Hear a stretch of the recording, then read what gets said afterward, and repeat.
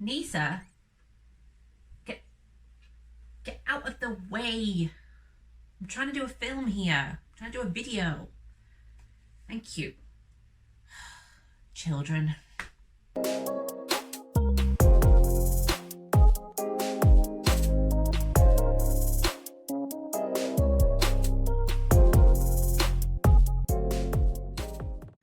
Hi everyone, my name is Yvy DeLuca and I am so happy to be doing this video talking about myself and also talking about my book Tainted Beauty, which I am very excited to talk to you about. So a little bit about me beforehand. So I am an Indian trans woman.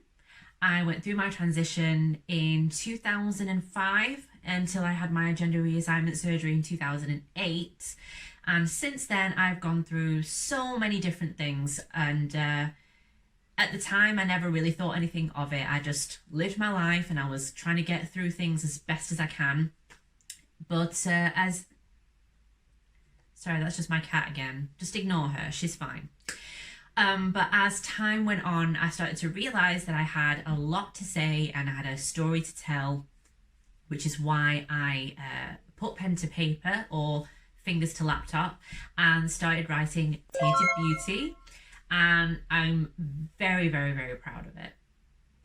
So before we start talking about the book, I really wanted to first just really talk about the reason why I actually wrote it. So back in my day, can't believe I'm actually at that age where I can say that, but back in my day, things were very different when it came to people who wanted to transition or people who identified as LGBTQ.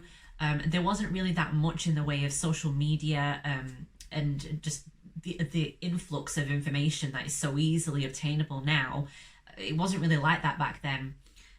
We barely had Wi-Fi. It was all Ethernet cables when you had to go on your computer in your mum's bedroom. I don't know why the computer was always in the parents' bedroom, but it was where I was. And it's like you couldn't search anything because it took about 5 or 10 minutes just to shut the damn thing down. So if someone came walking through the door, you couldn't just quickly like, oh, don't look at the screen. No, I didn't have any of that growing up. So you kids these days are very lucky. But yeah, when I was growing up, it was very hard to get at information. And not only that, it was hard to get at other people who were going through the same type of thing and have a proper conversation about it or just learn about someone's experiences from a real standpoint. So that's why I felt that it was important for me to write my experiences, just how I experienced them, so then people can really relate to it. And I'm really proud with the finished product, which is Tainted Beauty.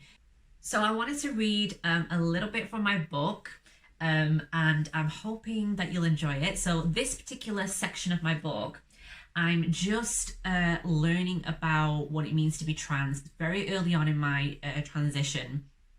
And I was still kind of having to wear makeup and chicken fillets and all that type of stuff. And I heard about something that could have been a great help. So here we go.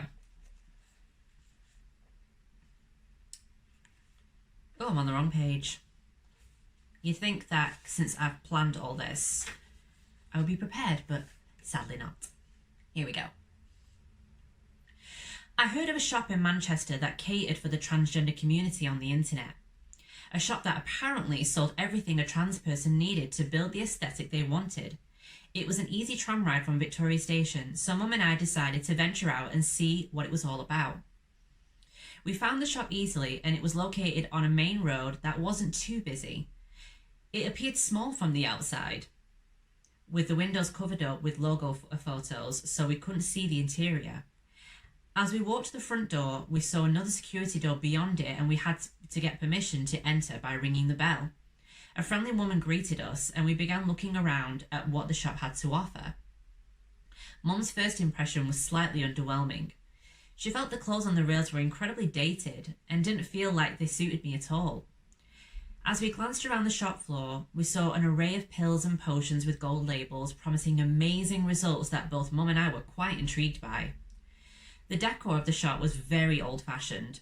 Every photo was a heavily airbrushed trans woman posing nude on a cream rug sporting a classic 80s overly sprayed hairdo that could withstand a hurricane. Definitely a look I didn't relate to. I wasn't interested in any of the clothing, as it was mostly black PVC miniskirts or animal skin boots that looked tacky. I was more interested in the pills and potions and what makeup they had for sale. With it being a shop catering mostly for trans women, I assumed that they had the best makeup available for the coverage I so desperately needed. 5 o'clock shadow. "Can I help you with anything?" the salesgirl asked politely. "Yeah, actually, I just looked at some of the sprays here." I pointed at the locked cabinet, presenting an array of colourful sprays and creams in plastic bottles. "Yes, we have tonics and ointments that can help feminise you and feel more comfortable. Like, for instance, this spray here can help develop tissue in your hip and thigh area." "Excuse me? Really?" I was stunned at this revolutionary spray that I had no clue existed. "Oh yes," the salesgirl said with an enthusiastic smile. "To activate it, you just shake the bottle, then spray on your hips twice a day. You can usually see results after 6 weeks." "And what about these facial creams?" I picked up a small white tub. "This cream helps slow facial hair growth." "You mean it can stop my hair from growing?" "It won't stop it from growing. It'll grow slower and weaker."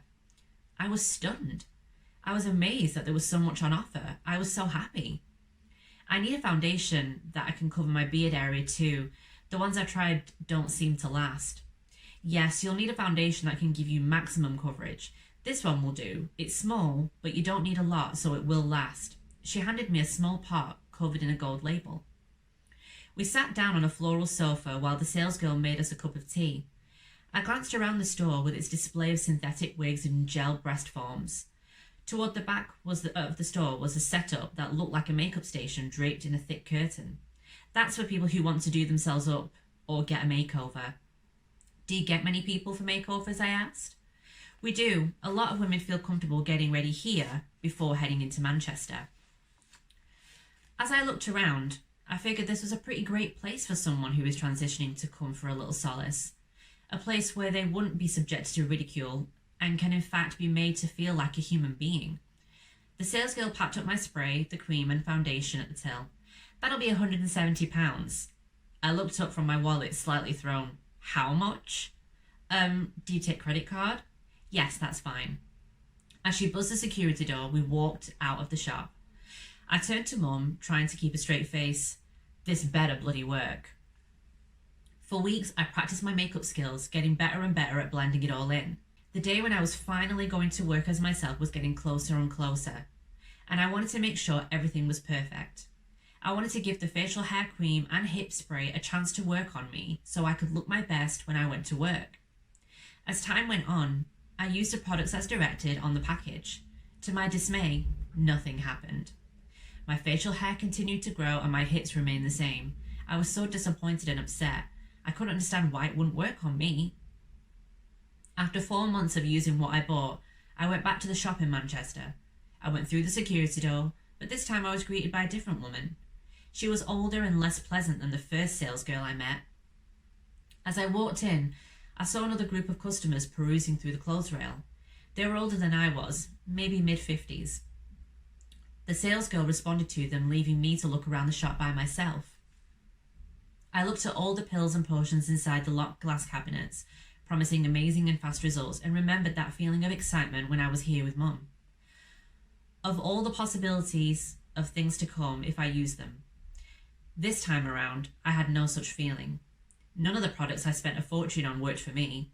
The facial hair cream did nothing but give me a slight tea tree tingle every time I applied it.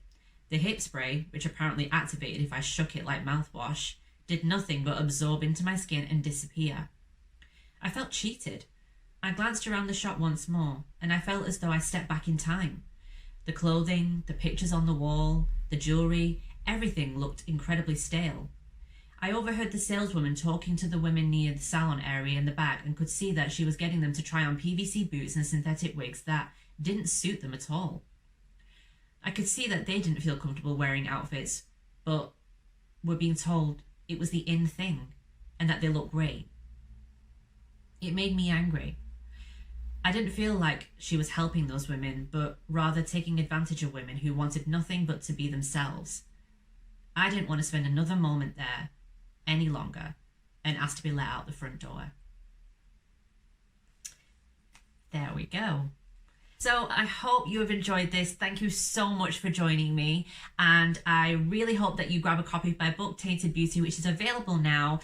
You can find it online, and you can also download an ebook as well. So thank you so much. And make sure to check out my social media, which is at Yvy World on Facebook, Instagram, and Twitter. And I will see you soon. Bye.